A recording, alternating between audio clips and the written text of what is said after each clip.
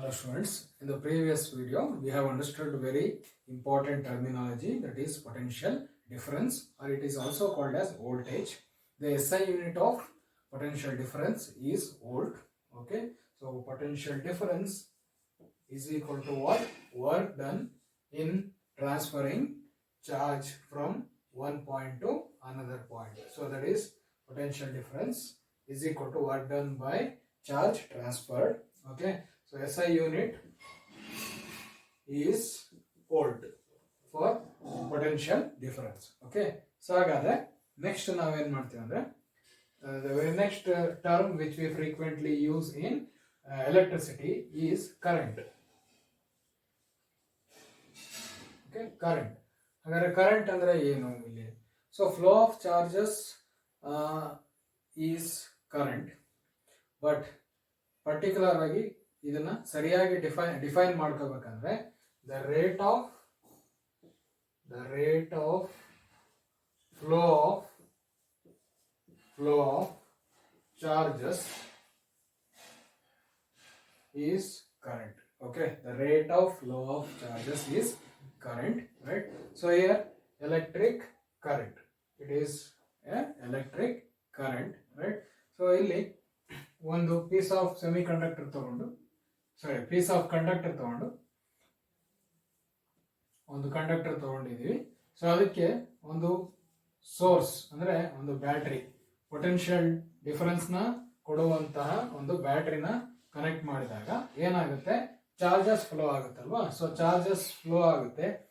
Per 1 second ಎಷ್ಟು charge flow ಆಯ್ತು, per second ಎಷ್ಟು ಚಾರ್ಜ್ ಫ್ಲೋ ಆಯ್ತು ಅನ್ನೋದನ್ನ ಹೇಳಿದ್ರೆ, so that is what rate of flow of charges, that is current.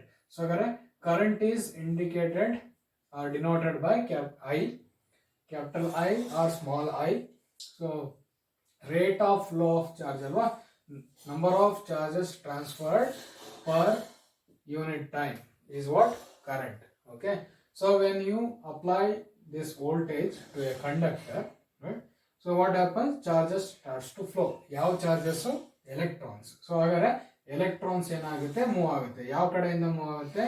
From the side where we have connected lower potential ಅಥವಾ negative potential. Okay, ಇನ್ನೊಂದು ನೆನ್ಪಿಟ್ಕೊಳ್ಳಿ. So ಇಲ್ಲಿ ನಾವು ಇದೊಂದು ಸೋರ್ಸ್ ತೋರಿಸ್ತಾ ಇದೀವಿ ಅಂತಂದ್ರೆ, ಸೊ ಪಾಸಿಟಿವ್ ನೆಗೆಟಿವ್ ಅಂತ ಬರಿತೀವಲ್ವಾ? ಸೊ ಇಲ್ಲಿ ಈ ಪಾಸಿಟಿವ್ ಅಂತ ಬರೆದಿದ್ದನ್ನ ಹೈಯರ್ ಪೊಟೆನ್ಷಿಯಲ್ ಅಂತ ಕರಿತೀವಿ, ಹೈಯರ್ ಪೊಟೆನ್ಷಿಯಲ್. ನೆಗೆಟಿವ್ ಅದು lower potential. Okay, lower potential ಅಂತ ಕರಿತೀವಿ. ಓಕೆ, ಸೊ ಹಾಗಾದ್ರೆ ಇಲ್ಲಿ ಲೋಯರ್ ಪೊಟೆನ್ಷಿಯಲ್ ಇಂದ ಹೈಯರ್ ಪೊಟೆನ್ಷಿಯಲ್ ಕಡೆ ಚಾರ್ಜಸ್ ಮೂವ್ ಆಗ್ತಿದೆ. ಯಾವ ಚಾರ್ಜಸ್? ಎಲೆಕ್ಟ್ರಾನ್ಸ್. ಅರ್ಥ ಆಗ್ತೀನಾ? ಯಾಕಪ್ಪ ಅಂದ್ರೆ, ಸೊ ಇಲ್ಲಿ ಲೋಯರ್ ಪೊಟೆನ್ಷಿಯಲ್ ಅಂತ ಏನ್ ಕರಿತಿದೀವಿ ಅದು negative terminal. So negative terminal ಇಂದ ಏನಾಗಿರುತ್ತೆ? ಸೊ ಈ ಒಂದು ಕಾಪರ್ ಅಥವಾ ಕಂಡಕ್ಟಿಂಗ್ ವೈರ್ ಅಲ್ಲಿ ಇರುವಂತಹ ಎಲೆಕ್ಟ್ರಾನ್ಸ್ ಗೆ ರಿಪಲ್ಸಿವ್ ಫೋರ್ಸ್ ಇರುತ್ತೆ. ಸೊ ಹಾಗಾದ್ರೆ ಈ ಎಲೆಕ್ಟ್ರಾನ್ಸ್ ಇದ್ರೊಳಗಡೆ ಇರುವಂತಹ ಫ್ರೀ ಎಲೆಕ್ಟ್ರಾನ್ಸ್ ಏನಾಗುತ್ತೆ? ಮೂವ್ ಆಗುತ್ತೆ. ಸೊ ಮೂವ್ ಆಗಿ ಯಾವ ಕಡೆ ಮೂವ್ ಆಗಬೇಕು?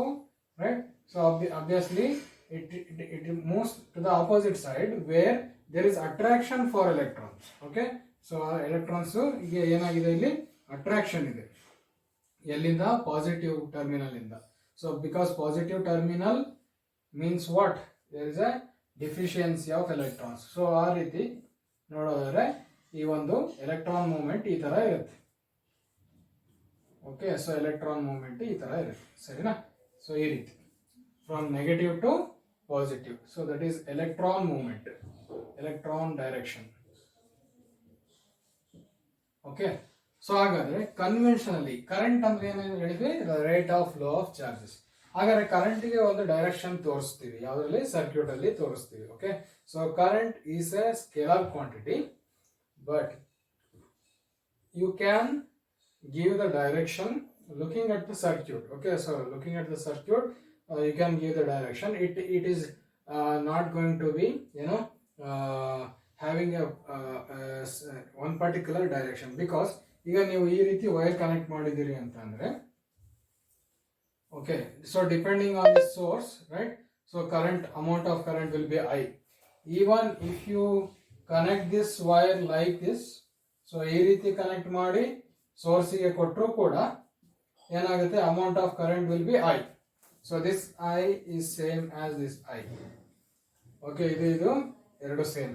ಸೊ ಅಂದ್ರೆ ಅರ್ಥ ಏನು? ಸೊ ಇದು ಪರ್ಟಿಕ್ಯುಲರ್ ಆಗಿ ಇದೇ ಡೈರೆಕ್ಷನ್ ಫ್ಲೋ ಆಗುತ್ತೆ ಅನ್ನೋದಲ್ಲ, ಸರಿನಾ? ಸೊ ಏನಾಗುತ್ತೆ, ಪಾಸಿಟಿವ್ ಇಂದ ನೆಗೆಟಿವ್ ಕಡೆ ಕರೆಂಟ್ ಡೈರೆಕ್ಷನ್. ಸೊ ಅಂದ್ರೆ ಪಾಸಿಟಿವ್ ಇಂದ ನೆಗೆಟಿವ್ ಕಡೆ. So in between it can trace any path. Okay, ಹಾಗಾದ್ರೆ it has no definite direction. So ಹಾಗಾಗಿ amount of current is measured, not the direction. Okay, so ಹಾಗಾಗಿ current is scalar. Current is scalar quantity, ನೆನ್ಪಿಟ್ಕೊಳ್ಳಿ, scalar. Right. ಅದೇ electric field vector.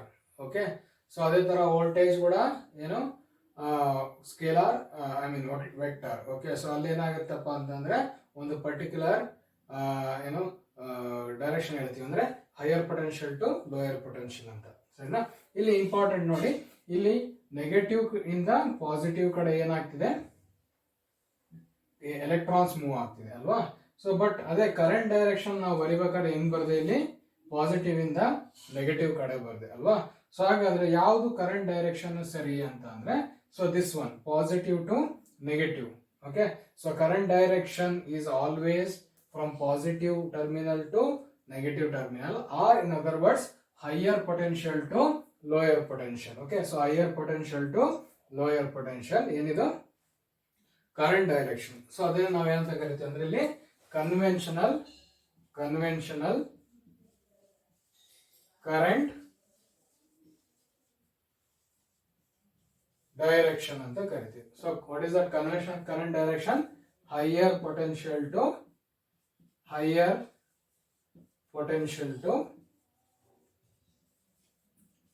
Lower potential. So direction of the current ಏನಾಗಿದೆ, higher potential to lower potential. So it is just opposite. Okay, it is just opposite to the direction of flow of electrons. So electrons na direction ಗೆ opposite ಆಗಿರುತ್ತೆ ಯಾವಾಗಲೂ. Current direction ತೋರಿಸ್ಬೇಕಂದ್ರೆ just ಏನೋ ನೋಡಿ electron ಯಾವ direction move ಆಗುತ್ತೆ ಅದರ opposite direction ಅಲ್ಲಿ current ನ ತೋರಿಸ್ಬೇಕು ಅಥವಾ ಇಂಡಿಕೇಟ್ ಮಾಡಬೇಕು. ಆರೋ ಮಾರ್ಕ್ ಇಂದ ನಾವು ಏನ್ ಮಾಡ್ತೀವಿ, ಇಂಡಿಕೇಟ್ ಮಾಡ್ತೀವಿ. It shows the current direction. Okay, right. So it is just opposite to the direction of electrons. Okay, okay, this is conventional current direction. ಹಾಗಾದ್ರೆ so what is the SI unit of current? SI unit of current is ampere. Ampere. So we use capital A to denote ampere or current. Okay, so ampere is current. Okay, so hagadre so when you say there is 1 ampere of current flowing through the conductor, nodi idu electron direction alva, ideno conventional current direction. Okay, so this is current direction. Okay, so when you say there is 1 ampere of current, by definition you can say there is 1 ampere of current flowing through a conductor when 1 coulomb of charge flows through it, okay, in 1 second. Okay, so at any particular point, right, if in 1 second, right, so there is flow of 1 coulomb of charge. Okay, what we can say, what is the rate of flow of charges? 1 ampere. Okay, ಎಷ್ಟಿದೆ? 1 ampere ಅಷ್ಟು current flow ಆಗ್ತಿದೆ ಅಂತ ಅರ್ಥ. So ಹಾಗಾದ್ರೆ 1 coulomb of charge ಅಲ್ಲಿ flow ಆಗ್ತಿದೆ ಅಂದ್ರೆ 1 ಸೆಕೆಂಡಿಗೆ ಅಲ್ಲಿ ಎಷ್ಟು ಎಲೆಕ್ಟ್ರಾನ್ಸ್ ಪಾಸ್ ಆಗ್ತಿದೆ ಅಂತ ಅರ್ಥ? 6.25 into 10 power 18 electrons ಅಷ್ಟು ಚಾರ್ಜಸ್ 1 ಸೆಕೆಂಡ್ ಅಲ್ಲಿ ಏನಾಗ್ತಿದೆ, ಫ್ಲೋ ಆಗ್ತಿದೆ. ಸರಿನಾ? Right. So that is what 1 coulomb of charge ಅಂದ್ರೆ ಇಷ್ಟು. Okay, so this much into ಏನಿದು this is electrons ಅಲ್ವಾ, number of electrons into ಏನು charge of an elementary particle is 1.60218 into 10 power minus 19. Okay, so that is coulomb, right? So ಒಂದು charge ಇಂದ ಇಷ್ಟು. ಹಾಗಾದ್ರೆ ಇಷ್ಟು ಎಲೆಕ್ಟ್ರಾನ್ಸ್ ಸೇರಿದ್ರೆ ಏನಾಗುತ್ತೆ 1 ಕೂಲಂಬ್ ಆಗುತ್ತಲ್ವಾ. ಸೊ 1 ಕೂಲಂಬ್ ಅಷ್ಟು ಚಾರ್ಜ್ ಏನಾಗ್ತಿದೆ 1 ಸೆಕೆಂಡ್ ಅಲ್ಲಿ ಫ್ಲೋ ಆಗ್ತಿದೆ. ಸೊ ಆ ರೀತಿ ಫ್ಲೋ ಆದ್ರೆ ಏನಂತ ಕರಿತೀವಿ, there is a current of 1 ampere. Okay, so ಹಾಗಾದ್ರೆ ಸೊ ಇಷ್ಟು ಏನಿದು ಕರೆಂಟ್ ರಿಗಾರ್ಡಿಂಗ್. ಸಪೋಸ್ ಹಾಗಾದ್ರೆ 1 ಕೂಲಂಬ್ ನ ನಾವು ಯಾವ ರೀತಿ ಇನ್ನೊಂದು ರೀತಿ ಡಿಫೈನ್ ಮಾಡ್ಕೋಬಹುದಾ? ಸೊ ಏನಂತ ಇದನ್ನೇ ಬರ್ಕೊಳ್ಳಿ, 1 ampere of current flowing in 1 second. 1 second ಅಲ್ಲಿ 1 ಆಂಪಿಯರ್ ಅಷ್ಟು ಕರೆಂಟ್ ಫ್ಲೋ ಆದ್ರೆ ಸೊ ಅಲ್ಲಿ ಎಷ್ಟು ಚಾರ್ಜ್ ಫ್ಲೋ ಆಗಿರುತ್ತೆ, 1 ಕೂಲಂಬ್ ಅಷ್ಟು ಚಾರ್ಜ್ ಫ್ಲೋ ಆಗಿರುತ್ತೆ. ಹೌದಾ? ಸೊ ಚಾರ್ಜ್ ನ ಯೂನಿಟ್ ಕೂಲಂಬ್, ವೋಲ್ಟೇಜ್ ಅಥವಾ ಪೊಟೆನ್ಶಿಯಲ್ ಡಿಫರೆನ್ಸ್ ನ ಯೂನಿಟ್ ವೋಲ್ಟ್, ಅದೇ ತರ ಕರೆಂಟ್ ನ ಯೂನಿಟ್ ಆಂಪಿಯರ್. ಕರೆಂಟ್ ಯೂನಿಟ್ ಇಂದ ಆಂಪಿಯರ್ ಇದೆ. ಸೊ ಇಷ್ಟನ್ನ ನಾವು ಇಲ್ಲಿ ತಿಳ್ಕೊಂತೀವಿ, ಸರಿನಾ? Suppose there is changing current flowing in a conductor, ಅಂದ್ರೆ ಅಮೌಂಟ್ ಆಫ್ ಕರೆಂಟ್ ಏನಾಗಿರುತ್ತೆ, ಚೇಂಜ್ ಆಗ್ತಿರುತ್ತೆ, ಸ್ಟಡಿ ಇರೋದಿಲ್ಲ. ಓಕೆ, ಸೊ ಸ್ಟಡಿ ಕರೆಂಟ್ ಗೆ I is equal to Q by T. So for steady current, okay, but for alternating current or changing current we use small I, so that is represented as dq by dt for varying current.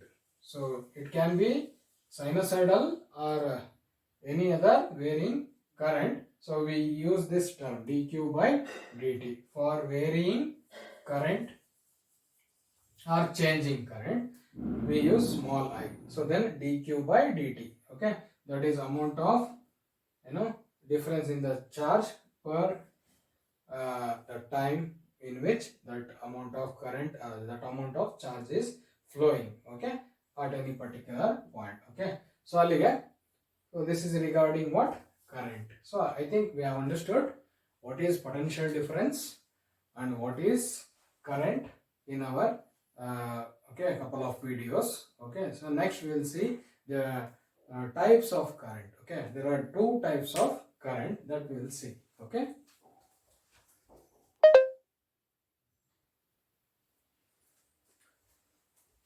students, there are 2 types of currents. Okay, so one is direct current, another one is alternating current.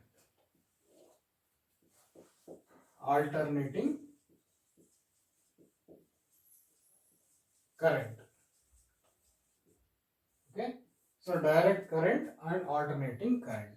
ಏನಪ್ಪ ಇದು direct current ಅಂದ್ರೆ, the current here, current ಅಂದ್ರೆ ಗೊತ್ತಿದೆ, the rate of flow of charges, right? So here the current whose magnitude ಅಂದ್ರೆ amount, ಎಷ್ಟು quantity, magnitude and direction remains same. Okay, so ಏನಾಗಿರುತ್ತೆ, magnitude ಮತ್ತೆ direction ಏನಾಗಿರುತ್ತೆ, they remain same or constant,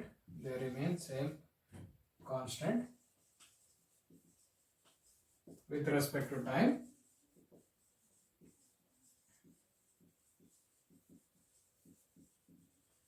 so ಅಂದ್ರೆ ಇದಕ್ಕೆ example ಏನಪ್ಪ ಅಂದ್ರೆ, ಒಂದು ಬ್ಯಾಟರಿ ಕನೆಕ್ಟ್ ಮಾಡಿರುವಂತ ಸರ್ಕ್ಯೂಟ್ ಅಲ್ಲಿ ಏನಾಗುತ್ತೆ, ಯಾವಾಗಲೂ ಕೂಡ ಪಾಸಿಟಿವ್ ಇಂದ ನೆಗೆಟಿವ್ ಕಡೆ ಕರೆಂಟ್ ಏನಾಗಿರುತ್ತೆ, ಫ್ಲೋ ಆಗ್ತಿರುತ್ತೆ. And that is a definite direction, current won't change its direction and amount of current will also be constant. Okay, so ಅದೆಷ್ಟು ಪೊಟೆನ್ಶಿಯಲ್ ಡಿಫರೆನ್ಸ್ ಇರುತ್ತೋ ಅಥವಾ ಎಷ್ಟು ಸೋರ್ಸ್ ನ ವೋಲ್ಟೇಜ್ ಇರುತ್ತೋ ಅಷ್ಟು ಸೋರ್ಸ್ಗೆ depending on the circuit, right? So ಒಂದು constant amount, steady amount current ಏನಾಗುತ್ತೆ, ಫ್ಲೋ ಆಗುತ್ತೆ. ಸೊ ಏನಾಗುತ್ತೆ, ಮ್ಯಾಗ್ನಿಟ್ಯೂಡ್ ಕಾನ್ಸ್ಟೆಂಟ್ ಆಗಿರುತ್ತೆ, ಡೈರೆಕ್ಷನ್ ಕೂಡ ಯಾವುದೇ ಒಂದು ಟೈಮ್ ಅಲ್ಲಿ ಸೇಮ್ ಇರುತ್ತೆ. ಸೊ ಆ ರೀತಿ ಇದ್ರೆ ಅದೇನಂತ ಕರಿತೀವಿ, ಡೈರೆಕ್ಟ್ ಕರೆಂಟ್ ಅಂತ ಕರಿತೀವಿ. It is also called as DC. DC stands for direct current. Okay, so here we show it like this. So there will be a appliance. Okay, let us say we have connected a source, battery. Okay, so battery connect ಮಾಡಿದೀವಿ. In such case current flows from higher potential to lower potential, that is conventional current direction. Okay, so here amount of current remains steady with respect to time ಅಂತ ಹೇಳಿದ್ನಲ್ವಾ. So ಹಾಗಾದ್ರೆ ಇಲ್ಲೊಂದು graph ಹಾಕೋಣ simple, right. So ನೋಡಿ X axis ಅಲ್ಲಿ usually ನಾನು time ತಗೊಂತೀವಿ, okay, time. Y axis ಅಲ್ಲಿ amount of current magnitude, okay. So in ampere ಯಾವ್ದೊಂದು, okay. So in ampere. So ಹಾಗಾದ್ರೆ ಏನಾಗಿರುತ್ತೆ ಡಿ ಸಿ ಅಲ್ಲಿ, ಇಫ್ ಯು, ಓಕೆ, ಇದರ ಅರ್ಥ ಇಷ್ಟೇ, ನೀವು ಆನ್ ಮಾಡಿ 1 ಸೆಕೆಂಡ್ ಆದ್ಮೇಲೆ ವೋಲ್ಟೇಜ್ ಕರೆಂಟ್ ಮೆಜರ್ ಮಾಡ್ತೀರಾ. ಸೇ ಫಾರ್ ಎಕ್ಸಾಂಪಲ್ 2 ಆಂಪಿಯರ್ ಇರುತ್ತೆ ಅಂತ ತಿಳ್ಕೊಳ್ಳಿ. ಮತ್ತೆ ಇನ್ನೊಂದು ಸೆಕೆಂಡ್ ಬಿಟ್ಟು ನೋಡ್ತೀರಾ, 2 ಸೆಕೆಂಡ್ ಆದ್ಮೇಲೆ ಅವಾಗೂ 2 ಆಂಪಿಯರ್ ಇರುತ್ತೆ. 3 ಸೆಕೆಂಡ್ ಬಿಟ್ಟು ನೋಡ್ತೀರಾ, ಅವಾಗೂ 2 ಆಂಪಿಯರ್ ಇರುತ್ತೆ. ಮತ್ತೆ ಯಾವಾಗಲೂ ಕೂಡ ಇದೇ ಡೈರೆಕ್ಷನ್ ಅಲ್ಲೇ ಫ್ಲೋ ಆಗ್ತದೆ, ಅಂದ್ರೆ ಪಾಸಿಟಿವ್ ಟು ನೆಗೆಟಿವ್ ಡೈರೆಕ್ಷನ್, ಒಂದೇ ಡೈರೆಕ್ಷನ್ ಫ್ಲೋ ಆಗ್ತಿರುತ್ತೆ. ಸೊ ಹಾಗಾದ್ರೆ ನೀವು ಆ ರೀತಿ ಬೇರೆ ಬೇರೆ ಇನ್ಸ್ಟೆನ್ಸಸ್ ಅಲ್ಲಿ ಬೇರೆ ಬೇರೆ ಟೈಮ್ ಅಲ್ಲಿ ಕರೆಂಟ್ ನ ಮೆಜರ್ ಮಾಡಿ ಅದರ ಆ ಬರುವಂತ ಪಾಯಿಂಟ್ಸ್ ನ ಜಾಯಿನ್ ಮಾಡಿದ್ರೆ you get a graph like this, okay.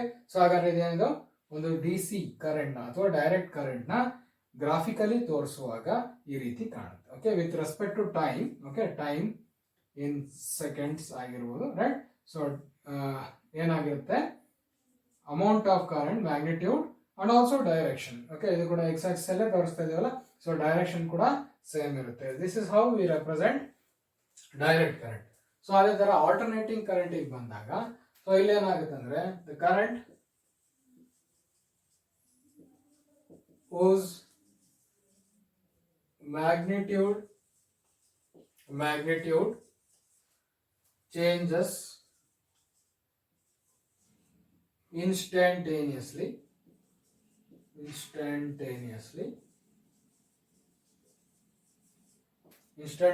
ಏನಾಗ್ತಿರುತ್ತೆ, ಪ್ರತಿ ಕ್ಷಣದಲ್ಲೂ ಏನಾಗುತ್ತೆ, ಚೇಂಜ್ ಆಗುತ್ತೆ. And direction changes periodically, okay, periodically ಹಂಗಂದ್ರೆ ಏನಂತ ನೋಡೋಣ, ಓಕೆ. ಸೊ ಈಗ ನಾವು ಇದೇ ಒಂದು ಅಪ್ಲಯನ್ಸ್ಗೆ ನಾನೀಗ ಎ ಸಿ ಕರೆಂಟ್ ಫ್ಲೋ ಆಗೋ ರೀತಿ ಸೋರ್ಸ್ ನ ಕನೆಕ್ಟ್ ಮಾಡಿದೆ. A C means alternating current ಅಂದ್ರೆ. ಸೊ ಆಲ್ಟರ್ನೇಟಿಂಗ್ ಕರೆಂಟ್ ಸಿಂಬಲ್ ಈ ತರ. ಸೊ ದಿಸ್ ಇಸ್ ನೋಡಿ, ಹಿಂಗೆ ಒಂದು ಸರ್ಕಲ್ ಹಾಕಿ ಟರ್ಮಿನಲ್ಸ್ ನ ತೋರಿಸಿ ಇಲ್ಲೊಂದು ಈ ರೀತಿ ವೇವ್ ತೋರಿಸಿದ್ರೆ ಸೈನ್ ವೇವ್ ಅಂತ ಕರಿತೀವಿ. ಸೊ ಇದು A C source symbol, A C source symbol, okay, symbol. So ಇಲ್ಲಿ ಏನ್ ಮಾಡಿದೀವಿ, ಈ ಸೋರ್ಸ್ ನ ಕನೆಕ್ಟ್ ಮಾಡಿದ್ವಿ. ನೋಡಿ, ಎ ಸಿ ಸೋರ್ಸ್ ಸಿಂಬಲ್ ಬರೆದಾಗ ನೀವು ಡಿ ಸಿ ಸೋರ್ಸ್ ನಲ್ಲಿ ಬರಿತೀವಲ್ಲ, ಆ ತರ ಡೆಫಿನೆಟ್ ಪೊಲಾರಿಟಿ ಇಲ್ಲಿ ತೋರ್ಸಕ್ ಆಗಲ್ಲ. ಸೊ ಪೊಲಾರಿಟಿ ಅಂದ್ರೆ ಇಷ್ಟ, ಇಲ್ಲಿ higher potential, this is lower potential ಅಂತ. ಇಲ್ಲಿ ಏನಾಗುತ್ತಪ್ಪ ಅಂತಂದ್ರೆ the current changes like this, instantaneous ಆಗಿ ಚೇಂಜ್ ಆಗುತ್ತೆ. ಮತ್ತೆ ಪಿರಿಯಾಡಿಕ್ ಆಗಿ ಡೈರೆಕ್ಷನ್ ಚೇಂಜ್ ಆಗುತ್ತೆ, ಓಕೆ. ಮ್ಯಾಗ್ನಿಟ್ಯೂಡ್ ಏನಾಗುತ್ತೆ, ಇನ್ಸ್ಟಂಟೇನಿಯಸ್ ಆಗಿ ಚೇಂಜ್ ಆಗುತ್ತೆ. ಡೈರೆಕ್ಷನ್ ಪಿರಿಯಾಡಿಕ್ ಚೇಂಜ್ ಆಗುತ್ತೆ. ಪಿರಿಯಾಡಿಕ್ ಚೇಂಜ್ ಅಂದ್ರೆ ಇಷ್ಟೇ ನೋಡಿ, 1 ಸೆಕೆಂಡ್ ಕರೆಂಟ್ ಈ ಡೈರೆಕ್ಷನ್ ಅಲ್ಲಿ ಫ್ಲೋ ಆಗುತ್ತೆ, okay. Let us say this is A, this is B, okay. So terminal A to B ಈ ರೀತಿ ಫ್ಲೋ ಆಗುತ್ತೆ ಅಂತ ಹೇಳ್ಕೊಂಡು. So for the very next second current flows in the opposite direction, so that is in this direction, okay. And the amount of current will not be constant, ಏನಾಗ್ತಾ ಇದೆ, ಅದು change ಆಗ್ತದೆ. Very instance ಅಲ್ಲಿ ಏನಾಗ್ತಾ ಹೋಗುತ್ತೆ, change ಆಗುತ್ತೆ. Every instance ಅಲ್ಲಿ ಏನಾಗುತ್ತೆ, ಚೇಂಜ್ ಆಗ್ತಾ ಹೋಗುತ್ತೆ with respect to time. If you trace that change in the amount of current, it will something looks like this. So ಈ ರೀತಿ ಚೇಂಜ್ ಆದ್ರೆ ಇದನ್ನ ಏನಂತ ಕರಿತೀವಿ, ಎ ಸಿ ಅಂತ ಕರಿತೀವಿ, ಅಂದ್ರೆ ಆಲ್ಟರ್ನೇಟಿಂಗ್ ಕರೆಂಟ್ ಅಂತ ಕರಿತೀವಿ, okay. So this is okay. So ಹಾಗಾದ್ರೆ ಒಂದು ಸರಿ ಎ ಟು ಬಿ ಬಂದು ಇನ್ನೊಂದ್ಸರಿ ಬಿ ಟು ಎ ಈ ರೀತಿ ಮುಗಿಸಿದ್ರೆ, ಓಕೆ. ಸೊ ಇದನ್ನ ನಾವು ಒಂದು ಸೈಕಲ್ ಅಂತ ಕರಿತೀವಿ, so that will see in the A C principles, okay. A C principles ಅಲ್ಲಿ ನೋಡ್ತೀವಿ. ಸೊ ಹಾಗಾದ್ರೆ ಇಲ್ಲಿಂದ ಇಲ್ಲಿಗೆ ಎಷ್ಟಾಯ್ತು, ಇದು 1 ಸೆಕೆಂಡ್, ಇದು 1 second, right. So very next second ಆಗುತ್ತೆ, total 2 second. So 2 seconds time ಅಲ್ಲಿ ಏನಾಯ್ತು ಅಂದ್ರೆ ಕರೆಂಟ್ ಈ ರೀತಿ ಫ್ಲೋ ಆಗಿ ಮತ್ತೆ ಈ ರೀತಿ ಫ್ಲೋ ಆಯ್ತು, ಸರಿನಾ, ರೈಟ್. ಅಂದ್ರೆ ಡೈರೆಕ್ಷನ್ ನ ಚೇಂಜ್ ಮಾಡ್ತು. So this is regarding A C. So A C ನಾವು ಈ ತರನೇ ರೆಪ್ರೆಸೆಂಟ್ ಮಾಡ್ತೀವಿ. ನೆನ್ಪಿಟ್ಕೊಳ್ಳಿ, ಡಿ ಸಿ ಸೋರ್ಸ್ ಸಿಂಬಲ್, ಇದು source symbol, this is A C source symbol, okay. So A C source symbol, A C source ಅಲ್ಲಿ ನೀವು ಪೊಲಾರಿಟಿನ ತೋರ್ಸೋ ಆಗಿಲ್ಲ, positive negative ಅಂತ ತೋರ್ಸೋ ಆಗಿಲ್ಲ. ಯಾಕಂದ್ರೆ ಒಂದ್ಸರಿ ಇದು ಇದು ಬಿ ಆದ್ರೆ ಇದು ಹೈಯರ್ ಪೊಟೆನ್ಷಿಯಲ್ ಆಗುತ್ತೆ, ಇದು ಲೋಯರ್ ಪೊಟೆನ್ಷಿಯಲ್ ಆಗುತ್ತೆ ಫಾರ್ ಫಸ್ಟ್ ಡ್ಯೂರೇಷನ್. ನೆಕ್ಸ್ಟ್ ಇದು ಲೋಯರ್ ಪೊಟೆನ್ಷಿಯಲ್ ಆಗುತ್ತೆ, ಇದು ಹೈಯರ್ ಪೊಟೆನ್ಷಿಯಲ್ ಆಗುತ್ತೆ for the next duration. So ಹಾಗಾಗಿ ಈ ಸೋರ್ಸ್ ಅಲ್ಲಿ ಏನಾಗುತ್ತೆ, ಆ ಪೊಲಾರಿಟಿ ಕಾನ್ಸ್ಟೆಂಟ್ ಆಗಿರೋದಿಲ್ಲ. ಓಕೆ, ಸೊ ಪೊಲಾರಿಟಿ ಅಂದ್ರೆ higher potential lower potential terminals ಏನಿದೆ, ಸೊ ಆ ರೀತಿ ಡೆಫಿನೆಟ್ ಆಗಿರೋದಿಲ್ಲ. ಸೊ ಏನಾಗುತ್ತೆ, ಕಾನ್ಸಂಟ್ರೇಷನ್ ಗ್ರೇಡಿಯಂಟ್ ಅಥವಾ ಚಾರ್ಜ್ ಡಿಫರೆನ್ಸ್ ಇಲ್ಲಿ ಆಲ್ಟರ್ನೇಟ್ ಆಗಿ ಚೇಂಜ್ ಆಗ್ತಿರುತ್ತೆ. ಸೊ ಪೊಟೆನ್ಷಿಯಲ್ ಚೇಂಜ್ ಆಗ್ತಿರುತ್ತೆ. ಸೊ ಹಾಗಾಗಿ ಇಲ್ಲಿ ಪ್ಲಸ್ ಇದು ಮೈನಸ್ ಅಂತ ತೋರಿಸೋಗಿಲ್ಲ. Okay, so that is a very important thing you need to remember here. So you have to understand this one. Okay, ಯಾಕೆ ತೋರಿಸಂಗಿಲ್ಲ? Because the direction is going to change periodically, so we cannot show the proper fixed polarity. But in case of DC source, there is fixed direction, that is positive to negative always with respect to time. So therefore you can show definite polarity here in case of DC, but here in case of AC we cannot show that direction. Okay, so we'll see the next concept where we are going to compare AC and DC in other parameters. Okay, thank you.